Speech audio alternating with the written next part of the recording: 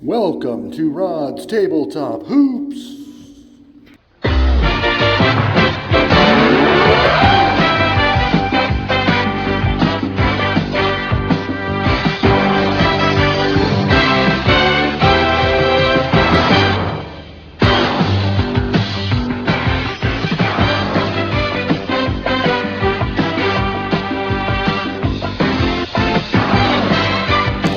What is the buzz about Bank Shot Basketball by SSG Games?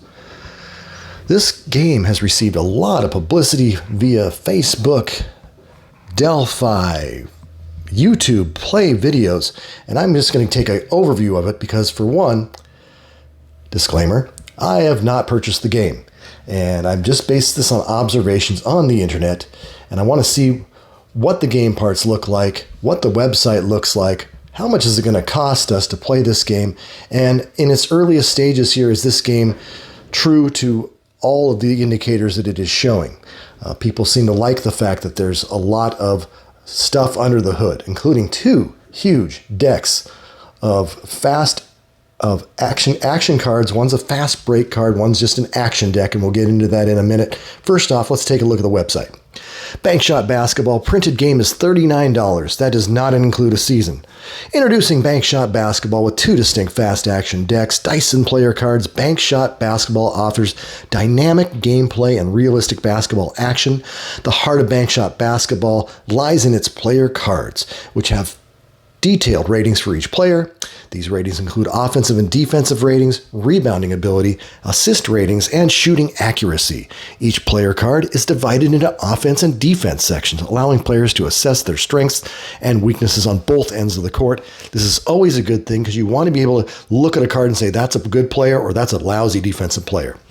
To simulate the fast-paced nature of basketball, Bank Shot Basketball uses two distinct fast action card decks: the action card deck and the fast break deck. These decks contain a variety of matchups and results to begin and resolve each possession. In addition to the fast action card decks, dice play a crucial role in determining possession outcomes. Two 6-sided dice and two 10-sided dice are used to simulate the various possibilities of a possession found directly on the player cards. Bank Shot Basketball does not use any extra charts, as all results come directly from the player or fast action cards. I love that. Minimal charts. Don't give me charts. They take a lot of time. Team ratings in Bank Shot Basketball add depth and variety to the gameplay. Each team is rated based on their pace, fast break ability, and press defense. Here's a top of the action deck cards. See, it's very well done. Apparently, that's pretty darn thick cardboard. All the game parts are top notch from what I've seen. Now, here's a typical possession where you got a G2 is going to go to the guard 2, the second guard, versus defender. The G2 is slightly highlighted, so you'll use the offensive portion of the card. And there's rebound sections, loose ball foul sections. You can see the card on your own. The other deck is the fast break deck. And this kind of just facilitates, especially if you're playing without dice. There's the look of how thick the decks are. That's just the fast break deck. The other action deck is just about the same size. Most people I've seen have been playing without dice, and you can see that percent dice of 91. They have those throughout, and there's deck. You can use that whole deck throughout the game in lieu of dice, and that might be a good thing for a lot of people. I'm usually a card and dice guy. Not a fan of substituting players in and out every few minutes. Then use the simulation game board, which has a starter and bench player at each position on the board for each team. No more substitutions, and the game flows without needless pauses to switch player cards around.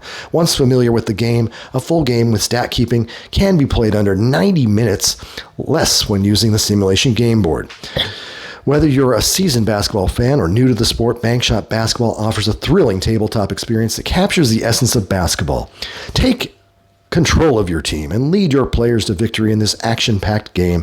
Get ready to experience the thrill of the game like never before. Like it. I love the way that's described. Here's a Bill Walton card. The offense at the top, the defense at the bottom. You can see you got the automatic assist near the top there, 37 to 47. You got to have that. That's a modern day innovation. An assist, a dazzler has to happen.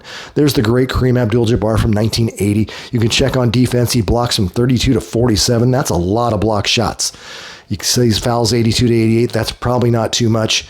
And there's all kinds of offense and defensive things he can do at 25.9 points per game back in the 1980 Lakers. Sets are still being made for this too. There's only about 5 right now. David Robinson of 1996 is just fantastic.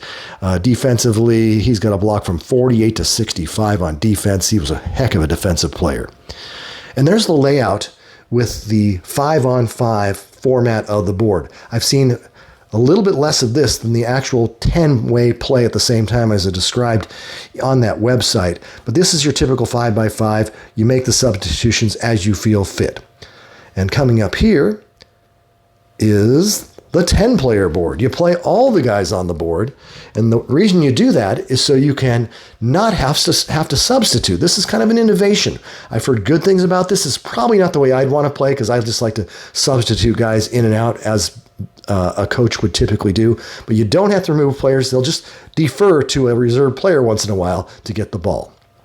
And here's that 10-player board, totally populated with players. Your layouts, it's reasonably sized considering you've got like almost the whole team sitting there on the board. You got 2 fast action card decks. The action deck is the one that's controlling the offense, and you divvy out a certain number of action cards per quarter. And then the fast break card is usually for those random numbers. And there's some rare plays with question marks. They're kind of fun as well. And there's another shot at the big stack of action cards. And these things come sealed in these plastic seal packs, and they're just huge. You buy this box, you might pay $20 for shipping, but you're getting a ton of cards for your money in addition to the playing boards and a nice game box. And here is a look at a box score. Now, I like looking at these scores. It looks like this person on Facebook divided their field goals and 3-point shots, 2-point shots and 3-point shots into certain areas. So actually the amount of field goal attempts is realistic if you add the 3-pointers and the 2-pointers. The thing I was concerned about, this is a second game that he played. He actually did get 24 and 21 assists between the Heat and Bucks. The steals and blocks are low though, 2-2 and 4-0. And that kind of was a little unnerving because teams are getting closer to 7, 8, 9 steals and 4, 5, 6 in blocks. And so I was wondering if the blocks and steals are accurate for this game. The other box score that he has had a couple difficulties with the assists. You can see there's only 9 assists. And so I was kind of disappointed in that. Moving on to the cart, you're going to pay $39 for the game parts. You're going to pay about $20 to $29 for the card. So you're already around $82 total after you play 39 and 24, but and about 20 in shipping. So you must determine whether that is in your ballpark and is this game good enough for you. So anyway, I hope you enjoyed this video, and I hope that Bankshot Basketball is everything that it looks like it's going to be. Early results are promising. Have a good day, everyone.